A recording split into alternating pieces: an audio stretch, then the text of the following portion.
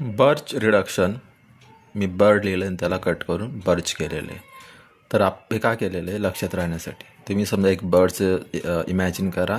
त्या बर्डला नेकला 2 हायड्रोजन आहेत आणि त्याचे पाय म्हणजे 2 हायड्रोजन आहेत आणि त्याचे जे पंख या साईडचे लेफ्ट साईडचा तिथं डबल बॉन्ड, राईट साईडचा डबल बॉन्ड. हे लक्षात ठेवल्यानंतर तुम्हाला लक्षात राहील की ॲक्च्युली काय होतं याच्यामध्ये. आणि खूप सारे त्याचं जे अन्न आहे तर ते इलेक्ट्रॉन्स पडलेले आहेत.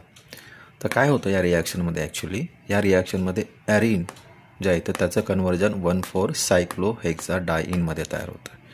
ॲरिनचा अर्थ काय म्हणजे ॲरोमॅटिक कंपाऊंड, बेन्झिन आणि त्याच्यासारखे ॲरोमॅटिक कंपाऊंड. आणि 1,4-सायक्लोहेक्साडाईन म्हणजे इथं 1 आणि 4 पोझिशनला हे झालेलं आहे, रिडक्शन झालेलं आहे. आणि सायक्लोहेक्साडाईन हे डाईन म्हणजे 2 डबल बॉन्ड तयार असणारं कंपाऊंड सायक्लिक तयार झालेले.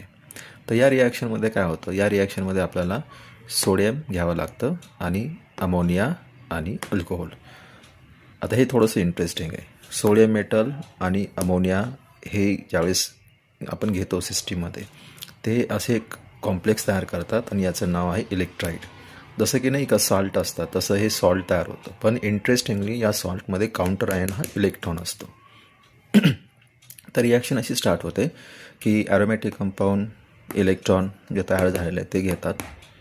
इथं समजा इलेक्ट्रॉन ॲड झाला तर हा बॉन्ड ब्रेक होईल. 1 इलेक्ट्रॉन 2 इलेक्ट्रॉन आहेत पाय बॉन्डमध्ये, एक इकडे राहील एक इकडे राहील आणि सिस्टीममधून घेतलेला तो निगेटिव्ह चार्ज.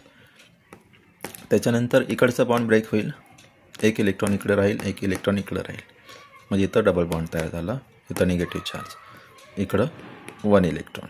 याला म्हणायचं रॅडिकल एनायन. त्याच्यानंतर जे आपण अल्कोहोल घेतले तो H+ हा निगेटिव्ह चार्ज घेईल आणि इथं H+ अटॅच होईल.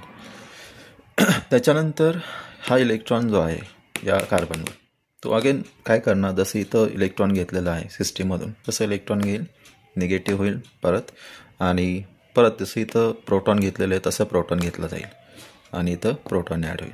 म्हणजे हे जे आहे 1,4-सायक्लोहेक्साडाईन हे तयार होईल.